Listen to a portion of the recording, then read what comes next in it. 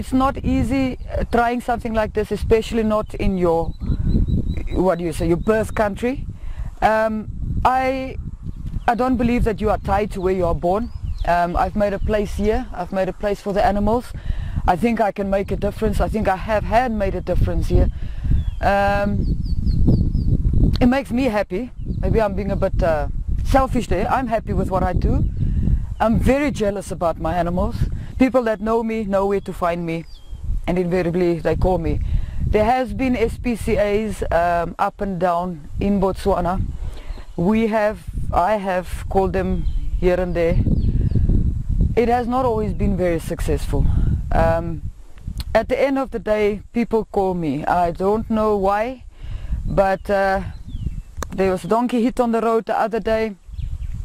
Someone phoned me. Okay, I'll see what I can do. I have to make a plan. There's a saying, they say, I say it, I saw it in a kids movie once, it's nothing to it but to do it. If it has to be done, it has to be done, and no matter how difficult it is. I believe in life. I believe in an animal being able to say, do I want to live or don't I want to live? This mare yesterday when we dipped her, she tried to kick us, so I'm pretty convinced she wants to live. She was eating well. I think when an animal's time is up, he'll tell you. And then the good thing to do is to give him his sleep. So this one? This girl that's closest to us. Let me get over here where we can Yeah, there we go. Okay. I've named her Velvet. She's heavily pregnant. We can't groom and brush these animals. They are terrified of humans. They were brought in from a village 200 kilometers from here. A man bought 19 horses in order to swap them for cattle. He thought he'll make a very good deal like that. Pay less for the horses, get more cattle. He put 19 horses on a cattle truck, which is not designed for horses. It is not a very big truck. They were squashed in. They were taken to Magalapi, which is another 200 kilometers from here. So the animals traveled over 400 kilometers on a cattle truck. They were sold off the truck as needed, put back on the truck and brought back to this village, which is Matangwani. They were put in a kraal made of thorn trees. A few days later they were loaded up again, taken to Magalapi. This happened 3 times, where they were expected to travel on a cattle truck 400 kilometers round trip. Some of them were sold, some were not. Eventually the man was left with 9 horses. On his last trip back, the grey mare, which we'll see just now, foaled just the night before traveling. They pushed her and her newborn baby into the other horses on the back of the truck, traveled 200 kilometers. The baby got trampled and his pastern joint at the back, on the right back leg, got dislocated. Not fractured, but dislocated, and the wound was open. They did nothing to it. By the time they got back to the village and offloaded the 9 horses left, they got 8 off, and number 9 was left on the truck, too weak to rise. He had been trampled, an adult 3-year-old colt. They pulled him out by force, left him on the ground to die, and 2 days later when he died, this is how I heard of it, because they came to me to sell me the carcass for my dogs. I asked if there were other horses involved, and as things would have it, I couldn't say no. I went to see the horses, and when I saw them, I bought what I could, which is 4,000 pula per horse. And they expected also 5,000 for the mare with foal, because they say it's got a baby. They were labeled as race horses, very good horses, and they can't take less than that for them.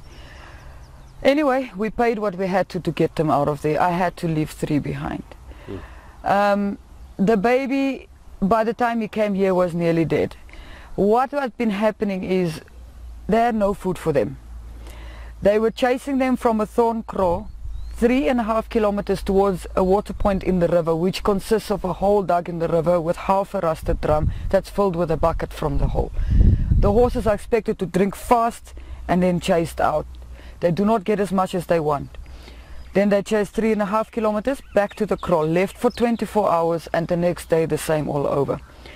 They had no food.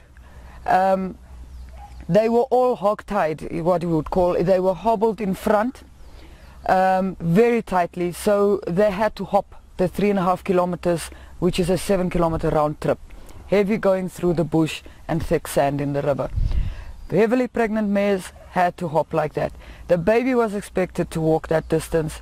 When I saw him, he kept collapsing because his leg could not hold his weight. It was badly infected. He was 3 days old at that time and already branded with a brand that made a very raw wound on his back.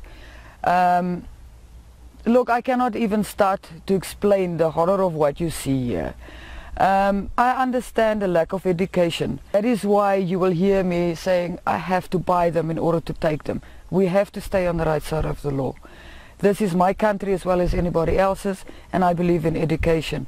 But when you get an extreme situation like this, priority one is to get them away.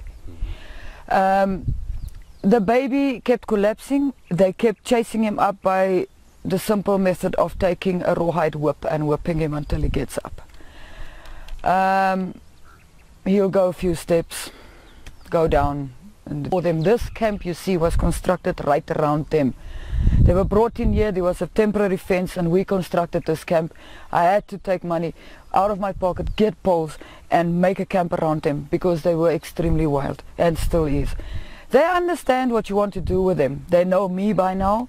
When we have them in the crush, we dip them, we deworm them, but they are absolutely terrified.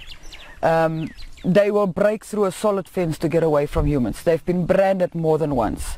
Some of their ears have been cut. They've been beaten and abused. This mare is 4 years old. She is heavily pregnant and she has probably been ridden a lot already. Here they break horses in. Over here. This one is not this one is an old rescue. She came to me many years ago from Harare in Zimbabwe. She was trapped on a truck. She still got scars on her back legs, very abused, and she at least had basic good treatment after and before the incident. So she is tame. She's been with me, I must say, probably 7-8 years now.